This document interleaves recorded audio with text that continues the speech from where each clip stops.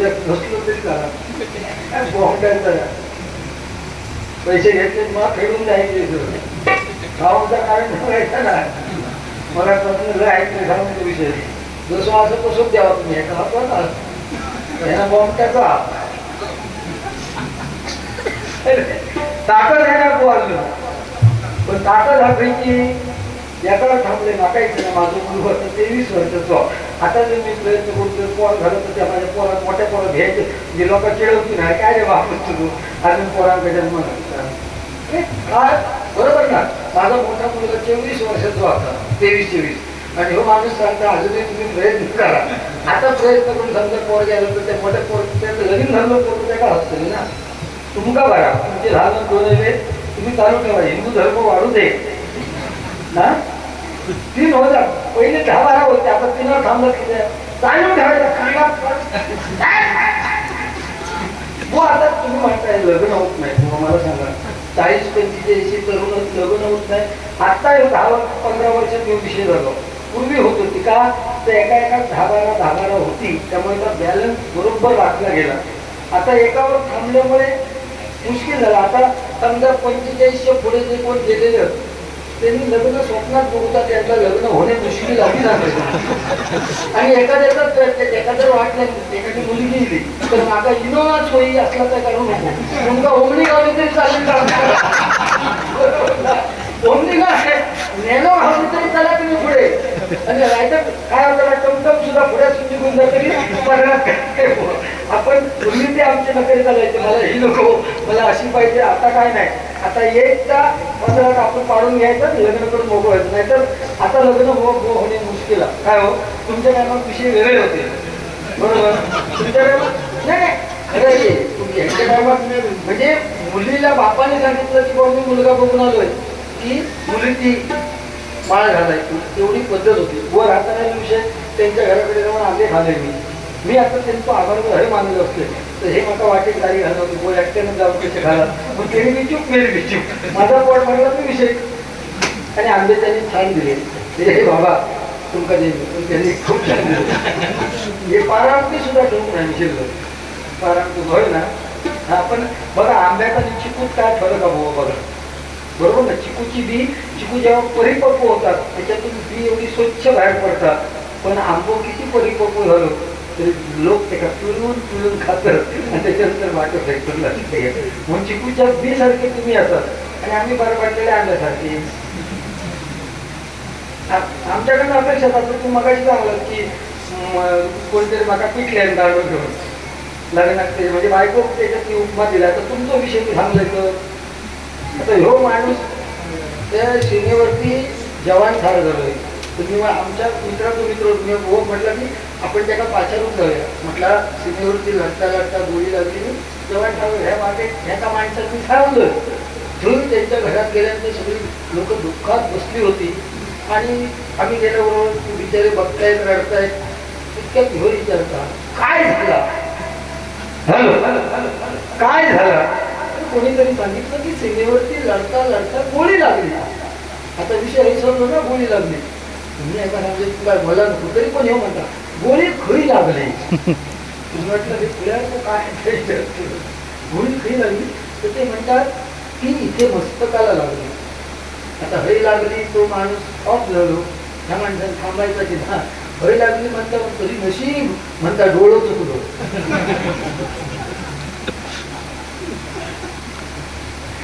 चुटके काय हे पुरुष मंडळी डबलबारी का जातोच बाहेर त्यामुळे ताई हे लोक चुटके आम्ही काय असो ना हे यांना प्रत्येकात माहिती आहे डबलबारीची बाजूच्या गावात असली जेवले चड्डे घात नसले त्याला वाटेक लागले कोंड्याच्या वारी किंवा उठण करायचं महिला मंडळ कुठे जात नाही लक्षात घ्या बरोबर ना त्यामुळे आम्ही एक ठराविक लेवल ठेवून भजन करणार तुमच्यापर्यंत जुन्या तुम्ही महिला बरोबर ना त्यामुळे जुने रीतिरिवाज वगैरे सगळे हे 60 वर्ष झाली आणि त्यांनी सांगितलं बुवा की हा जो फोटो लावलेला आहे त्याच्यातले 3 जण अजूनही आहेत 80-82 त्यांचं वय आहे त्या 60 वर्ष बोल काय मी तेव्हा झालीच बघा कसे बरोबर मग त्यावेळेस फोटो सुद्धा 60 वर्ष तुम्ही जपून ठेवलाय म्हणून तुमच्यासाठी तुम्ही टाळ्या वाजवायच्या लक्षात घ्या क्वालिटी काय होती ती बघा क्वालिटी. आणि आता गेल्या वर्षी लग्न झालं तर यांचा फोटो बघून ते एकामेकात चिकाट ठरते. दुसऱ्या वर्षी खूप वेगळीच पाहिजे. तुमचा अनुभव खरी गोष्ट सांगते. क्वालिटी आहे तुमची, क्वालिटी आहे आमची, क्वालिटी आहे. प्रत्येकाची क्वालिटी वेगळी आहे. माझ्याबरोबर तुमका नाही, तुमच्यासारखं माझ्याबरोबर नाही. त्यामुळे तुम्ही गायन छान केलं, प्रामाणिकपणे सांगतो. खूप छान भजन चांगलं केलं. पण काय सोनं चांगलं आपण कान खायचं फक्त या काढून टाकू पडेल. किती किती आपण गायन करावं ह्याचा सुद्धा लिमिट आहे. लॉक केले घरा मग थोडा वेळ ऐका मगाशी गर्दी झाली ऐकत बायका सगळं काय गेली घरात काय नाही गेले असं. पण बुवाने प्रामाणिकपणे सांगतो एकदा बुवांसाठी जोरदार टाळ्या वाजवा. साऊंड असताना साऊंड बरोबर सांगतो मी. साऊंडवाल्यांना माफ म्हणजे चुकी कर, त्यांची चुकी असं म्हणणार नाही. पॉवरचा कुठला तरी काहीतरी हार्मोनियम असत त्यामुळे साऊंड ठीक आहे. परंतु बुवाने खूप गायन छान केलं. आणि ज्यावेळी क्लासिकल गायन करतात त्यावेळी साऊंड अगदी शेवटच्या स्वरापर्यंत आपण गेलो तर तो आवाज मायबाप प्रेक्षकांपर्यंत पोहोचला पाहिजे. नाही तर तो वेगळा विषय होता. श्रीपाद राऊत यांचा वाढदिवसानिमित्त साहिल लाड यांकडून भरभरून शुभेच्छा. 100 रुपये बक्षीस. 2 शब्द तुमच्या आवाजासाठी, त्यांच्यासाठी, तुमच्या आवाजात त्यांच्यासाठी 100%. मी सुद्धा श्रीपाद राऊत इथे हजर होय ना. तुम्ही तिथे विचारलं म्हणजे हे दिले साहिल लाड यांकडून. त्यांच्या एकानं म्हटलं काय जेवढे वाढदिवसासाठी 100 देतील माता असू देऊ. पैशाचं काय नाही, पैसे काय टाळ्या त्यांच्या महत्वाच्या आहेत. ह्या टॉनिका सोडा.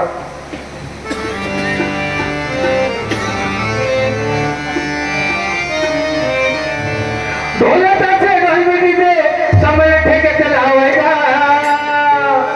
ढोलकाचे गणपतीचे समय ठेक्यात लावायचा. बड्डे आहे साईचा आणि जल्लोष साऱ्या गावाचा. बड्डे आहे साईचा.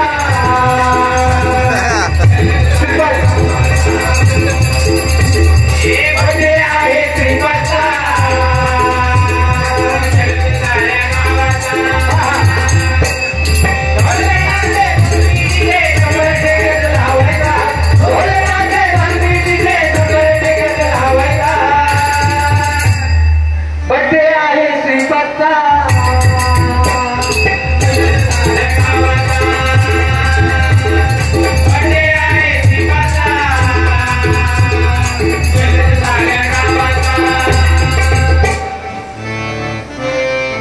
बार बार दिन ये आए, बार बार दिन ये आए, बार दिन ये आए, बार बार दिन ये आए, बार दिन ये आए, बार बार दिन ये आए.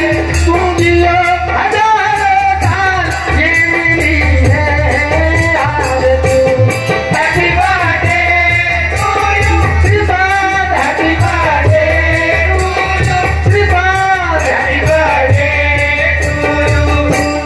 हैप्पी बर्थडे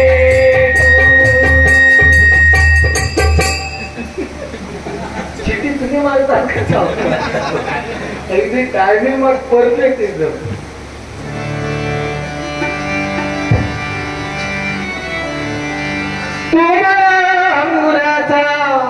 काय 1-2 गाणी घेतो आणि मग जुनी नवी गाणी प्रत्येक जण गजराला घेतात. ती गाणी घेतो आणि मग गजराला सुरुवात करतोय.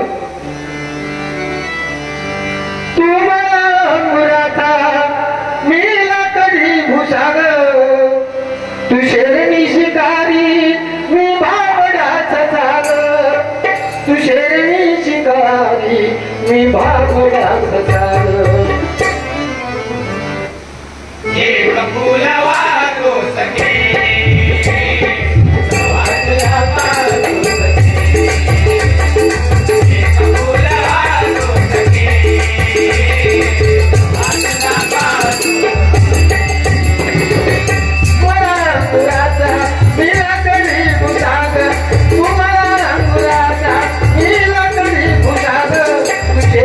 शिकारी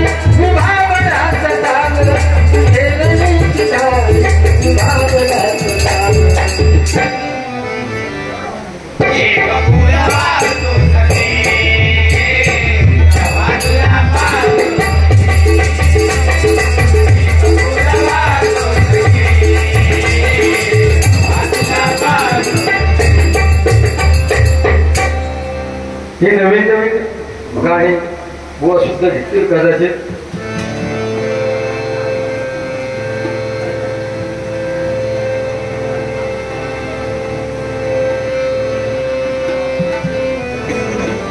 काजळावून आले मी आज नको बघू अहो येते मला केला क्रीडात आज घातला यथा दिसते मी भाई करू अक्षराई काय बोल करवाली कुठं निघाली घालून साडी झालं गुलाबी पागल करते तुझी मोगली का गुलाबी साडी आणि घालला रे लाल तुझी गाडी गाणं माझा काय गुलाबी गाणं माझा काय काजळावून आले मी आज नको बघू येते मला केला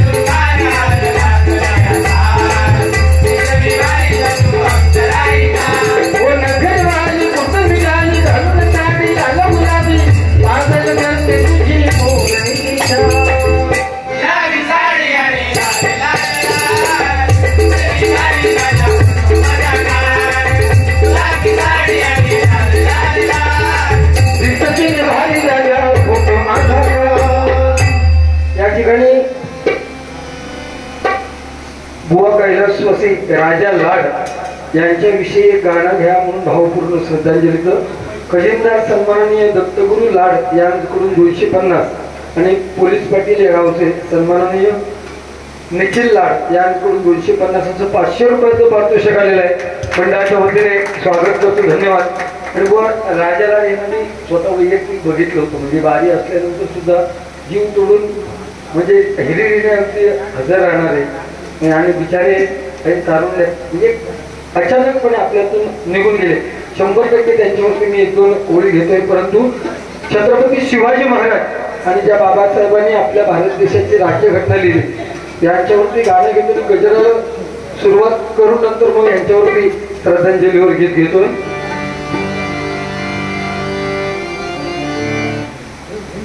दोनच राजे इथे गाजले कोकण पुण्यभूमीवर, दोनच राजे इथे गाजले कोकण पुण्यभूमीवर, एक त्या रायगडावर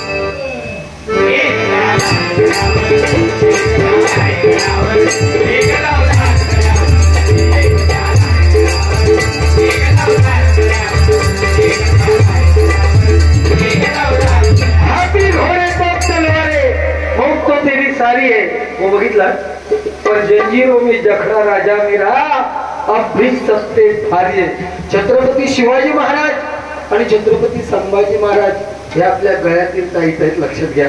परंतु छत्रपती शिवाजी महाराजांचा कट्टर विरोधक कोण? औरंगजेब. आणि छत्रपती शिवाजी महाराजांच्या निधनाची बातमी जेव्हा त्याच्या कानावरती पडली तेव्हा तो नमाज पडत होता.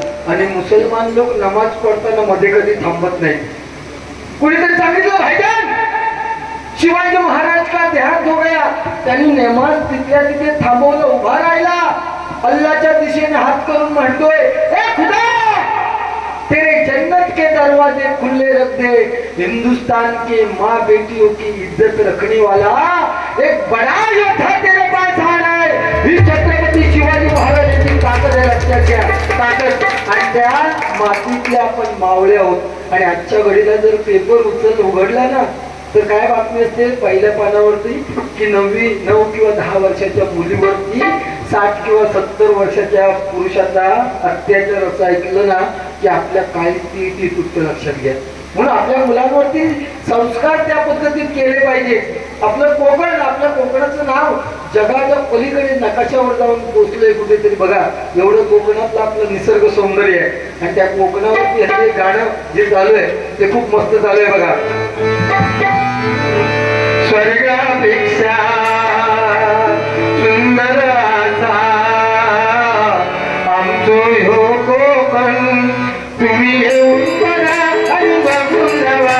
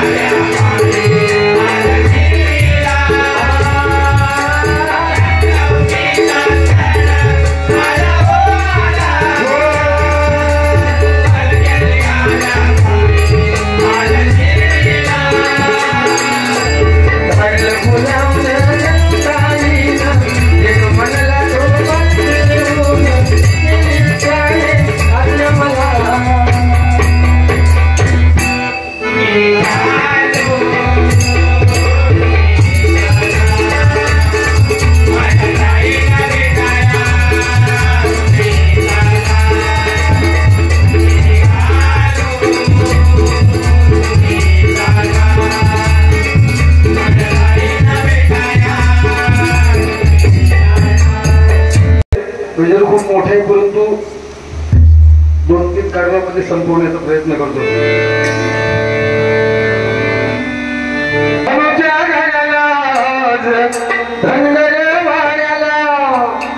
नवदेव सजला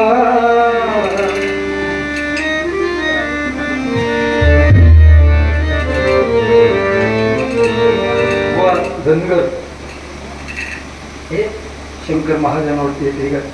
धनगर म्हणजे याच्याकडे धनाचे आगर, तो धनगर. नवदेवनी सजला भाणूबाईसाठी वेडा मला, खंडोबा जेजुरी सोडून राहिला.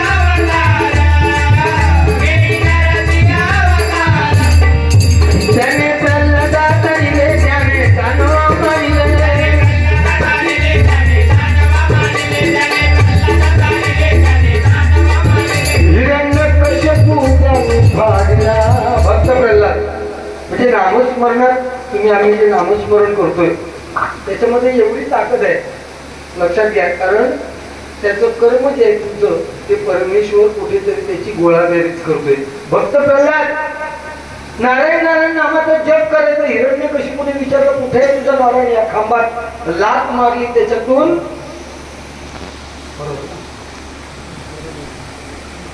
लात मारली आणि नरसिंह अवतार घेऊन परमेश्वर प्रगट झाला. आणि त्या हिरण्यकशिपूला एक वरदान होतं, तुला ना कोण आत मारू शकत, तुला ना कोण बाहेर मारू शकत. म्हणून त्याने उंबरट्यावर घेतला, ना वरती मारू शकत ना खाली मारू शकत, म्हणून स्वतःच्या मांडीवरती घेतला. ना शस्त्राने ना मारू शकत ना अस्त्राने मारू शकत, म्हणून नखाने फाडला. एवढी ताकद त्या परमेश्वराच्या नामस्मरणात आहे.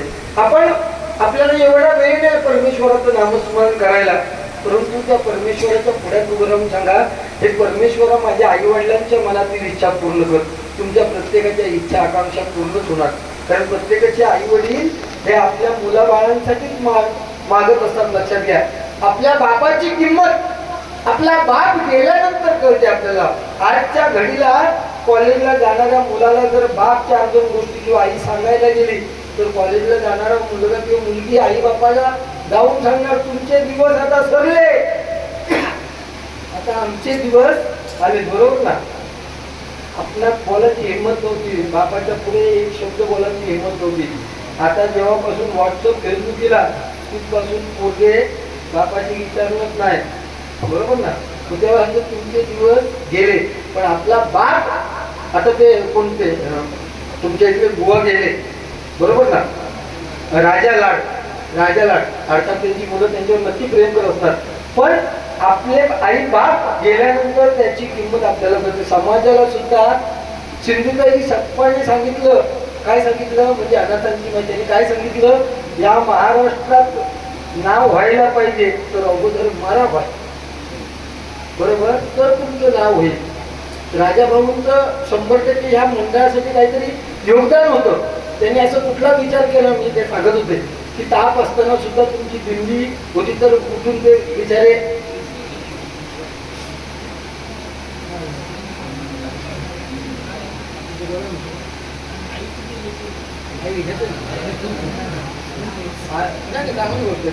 की आई तुझं लेकरू घ्या.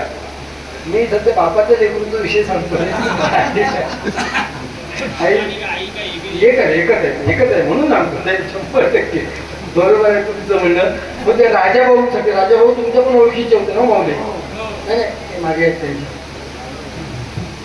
राजाभाऊना ओळखत नव्हता असा एकही विषय नव्हता. पण शेवटी काय, जे लिहिले भाई ते न चुके कदापि. आपण म्हणतो की माणूस तो व्यसनापायी गेला किंवा अशा कारणामुळे गेला, तसं काय नसतं.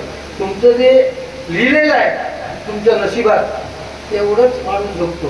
आज तुम्ही भजन करतोय, उद्या पेपरला येऊ शकता मुंडू जाऊन गेलो, अरे काल भजन केलं, पण हे काही सांगतोय 8 मी नमाज गेलो केव्हा, अरे तो परमेश्वर एवढा आहे ना, शर्टाचा बटन लावची फुरसत सुद्धा देऊतो नाही केव्हा हे कोणा सांगा बोलतो हे देवचं नाही. तर राजाभाऊंसाठी फक्त एक कडू नक्की म्हणतोय.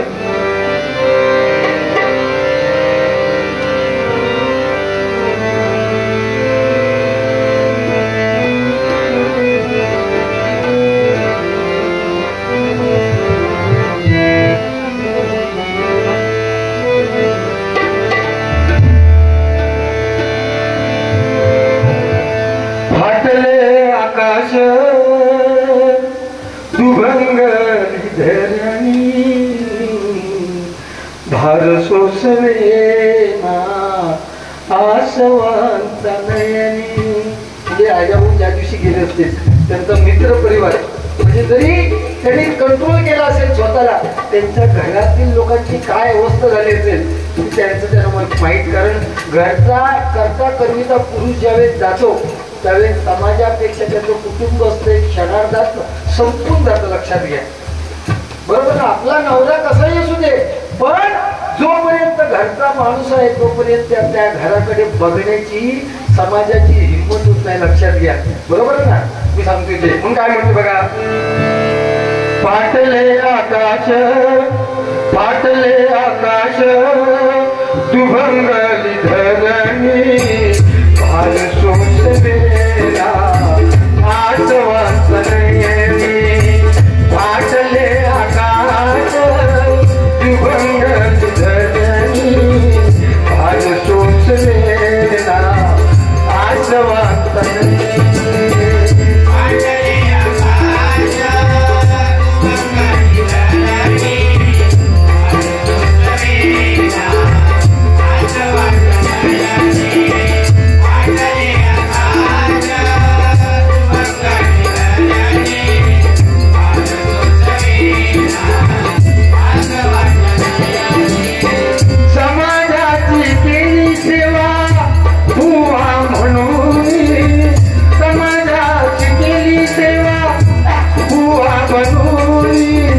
समाजात दिले तुम्ही दोन्ही हाताने.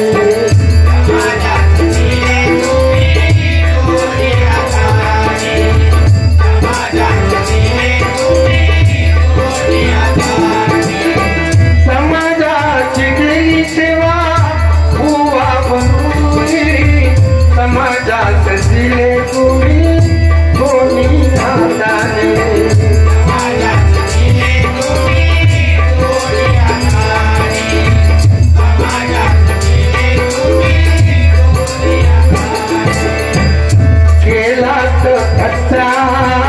काहो जीव घेणी केलीच धक्का, काहो जीव घेणी भार सोसवेना आसवांचा नयनी. फाटले आकाश दुभंगली धरणी भार सोसवेना आसवांचा नयनी. फाटले आकाश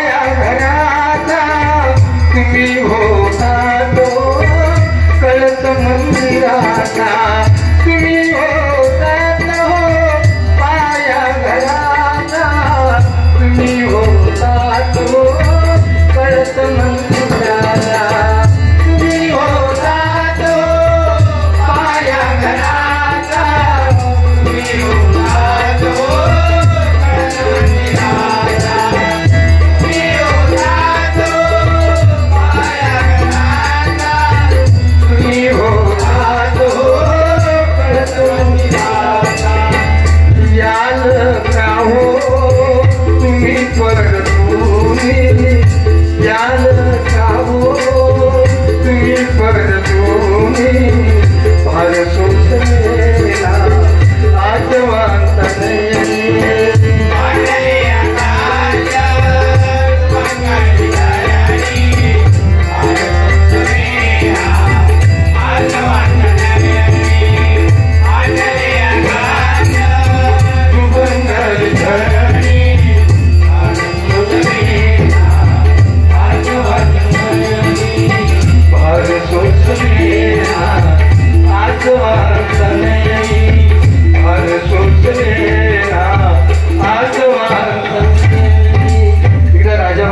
जोरदार ताली वाजवा. हे तुमच्यासाठी त्याला काय